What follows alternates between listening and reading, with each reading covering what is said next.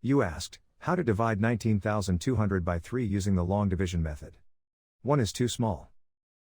Use 19. 19 divided by 3 equals 6. 6 times 3 equals 18.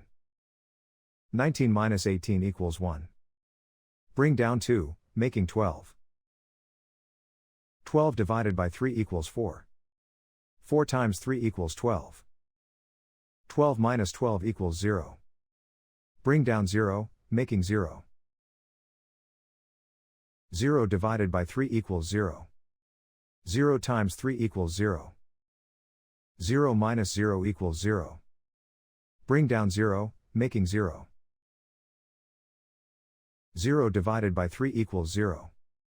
0 times 3 equals 0. 0 minus 0 equals 0. The remainder is 0. The final result is 6,400.